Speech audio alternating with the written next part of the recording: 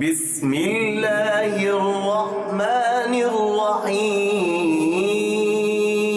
شروع اللہ کے نام سے جو سب پر مہربان ہے، بہت مہربان ہے۔ واللاتی یأتین الفاحشۃ من نسائکم فاستشہدوا علیہن اربعۃ منکم فإن شہدوا فأمسکوہن فی البیوت حتی یتوفاہن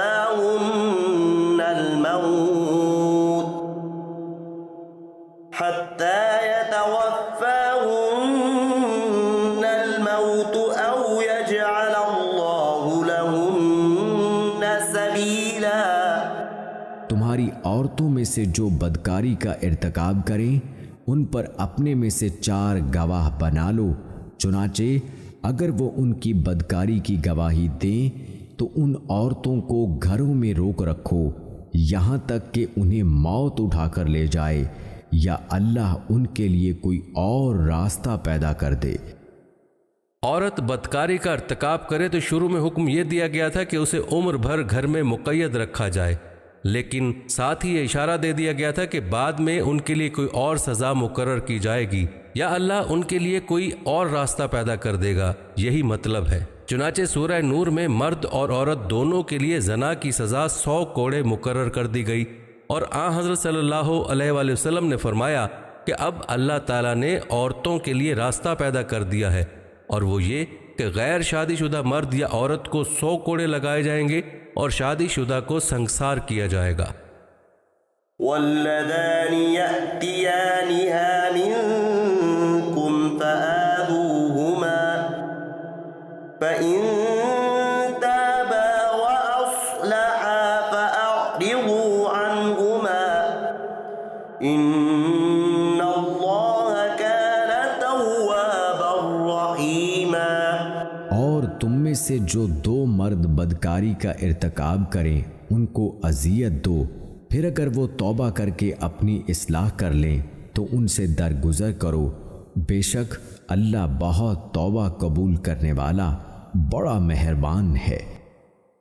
یہ مردوں کے خلاف فطرت ہم جنسی کے عمل کی طرف اشارہ ہے۔ اس کی کوئی متعین سزا مقرر کرنے کی بجائے صرف یہ ہدایت دی گئی ہے کہ ایسے مردوں کو اذیت دی جائے جس کے مختلف طریقے فقہاء کرام نے تجویز کیے ہیں، مگر ان میں سے کوئی لازمی نہیں۔ صحیح یہ ہے کہ اس کو حاکم کے ثوابدید پر چھوڑ دیا گیا ہے۔ انما التوبة على الله للذين يعملون السوء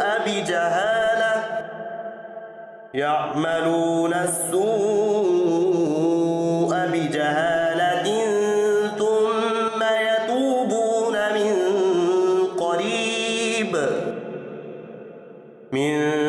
قريب فأولئك يتوب الله عليهم وكان الله عليما حكيما۔ اللہ نے توبہ قبول کرنے کی جو ذمہ داری لی ہے وہ ان لوگوں کے لیے ہے جو نادانی سے کوئی برائی کر ڈالتے ہیں پھر جلدی ہی توبہ کر لیتے ہیں، چنانچہ اللہ ان کی توبہ قبول کر لیتا ہے، اور اللہ ہر بات کو خوب جاننے والا بھی ہے، حکمت والا بھی۔ وَلَيْسَتِ التَّوْبَةُ لِلَّذِينَ يَعْمَلُونَ السَّيِّئَاتِ حَتَّى إِذَا حَضَرَ أَحَدَهُمُ الْمَوْتُ قَالَ إِنِّي تُبْتُ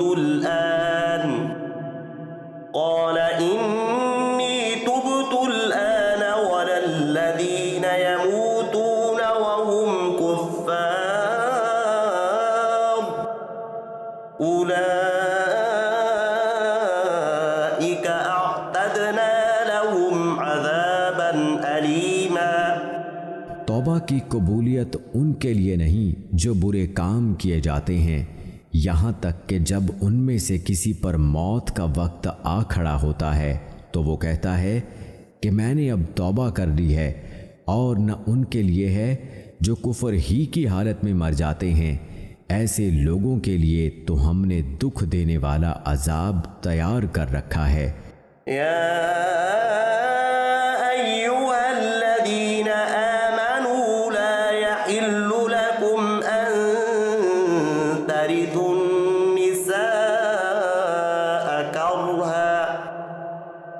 ولا تعضلوهن لتذهبوا ببعض ما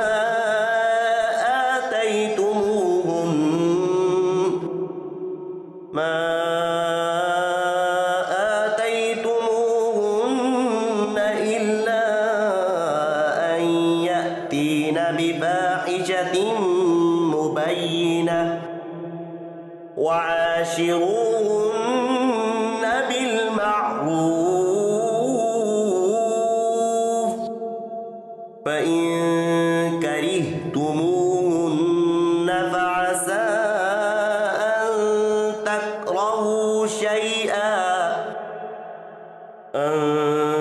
تكرهوا شيئا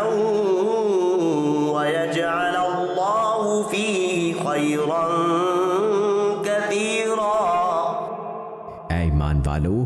یہ بات تمہارے لیے حلال نہیں ہے کہ تم زبردستی عورتوں کے مالک بن بیٹھو، اور ان کو اس غرض سے مقید مت کرو کہ تم نے جو کچھ ان کو دیا ہے اس کا کچھ حصہ لے اڑو، الا یہ کہ وہ کھلی بے حیائی کا ارتکاب کریں اور ان کے ساتھ بھلے انداز میں زندگی بسر کرو، اور اگر تم انہیں پسند نہ کرتے ہو تو یہ عین ممکن ہے کہ تم کسی چیز کو ناپسند کرتے ہو اور اللہ نے اس میں بہت کچھ بھلائی رکھ دی ہو۔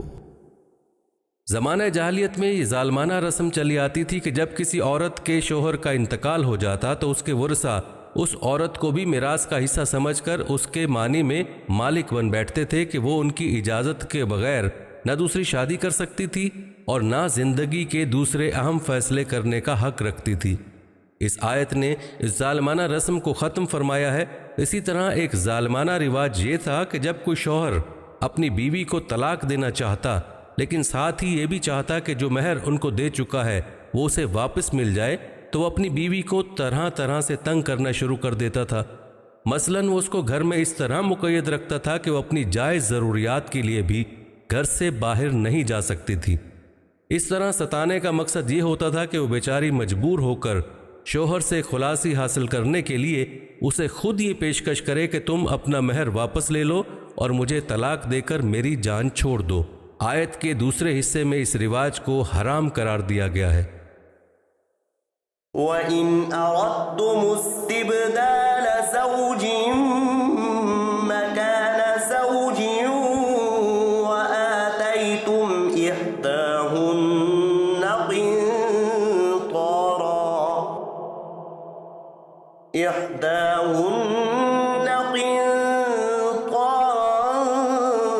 فَلَا تَأْخُذُوا مِنْهُ شَيْئًا أَتَأْخُذُونَهُ بُهْتَانًا وَإِثْمًا مُبِينًا۔ اور اگر تم ایک بیوی کے بدلے دوسری بیوی سے نکاح کرنا چاہتے ہو اور ان میں سے ایک کو ڈھیر سارا مہر دے چکے ہو تو اس میں سے کچھ واپس نہ لو، کیا تم بہتان لگا کر اور کھلا گناہ کر کے مہر واپس لوگے؟ اوپر آیت نمبر 19 میں یہ بتایا جا چکا ہے کہ عورتوں کو گلو خلاصی کے لیے اپنے مہر واپس کرنے پر مجبور کرنا صرف اس صورت میں جائز ہے جب انہوں نے کھلی بے حیائی کا ارتکاب کیا ہو۔ اب یہ فرمایا جا رہا ہے کہ اگر تم ان سے مہر واپس کرنے کا مطالبہ کرو گے تو یہ تمہاری طرف سے ان پر بہتان باندھنے کے مترادف ہوگا کہ انہوں نے کھلی بے حیائی کا ارتکاب کیا ہے، کیونکہ ان کو مہر کی واپسی پر مجبور کرنا اس صورت کے سوا کسی حالت میں جائز نہیں ہے۔ وَكَيْفَ تَأْخُذُونَهُ وَقَدْ أَفْضَىٰ بَعْضُكُمْ إِلَىٰ بَعْضٍ وَأَخَذْنَ مِنكُم مِّيثَاقًا غَلِيظًا۔ اور آخر تم کیسے وہ مہر واپس لے سکتے ہو جب کہ تم ایک دوسرے کے اتنے قریب ہو چکے تھے اور انہوں نے تم سے بڑا بھاری عہد لیا تھا۔ ولا تنكحوا ما نكح آباؤكم من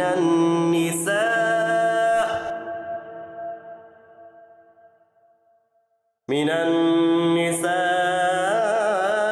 إلا ما قد سلف إنه كان فاحشة ومقتا وساء سبيلا۔ اور جن عورتوں سے تمہارے باپ دادا کسی وقت نکاح کر چکے ہوں تم انہیں نکاح میں نہ لاؤ، البتہ پہلے جو کچھ ہو چکا وہ ہو چکا، یہ بڑی بے حیائی ہے، گھناؤنا عمل ہے اور بے راہ روی کی بات ہے۔ جاہلیت میں لوگ اپنی سوتیلی ماں سے نکاح کرنے کو کوئی عیب نہیں سمجھتے تھے۔ اس آیت نے اس بے شرمی کو ممنوع قرار دیا۔ البتہ جن لوگوں نے اسلام سے پہلے ایسا نکاح کیا تھا ان کے بارے میں فرمایا گیا کہ پچھلا گناہ معاف ہے، کیونکہ اسلام لانے سے پچھلے گناہ معاف ہو جاتے ہیں، بشرط یہ کہ اس آیت کے نزول کے بعد نکاح کا یہ تعلق ختم کر لیا جائے۔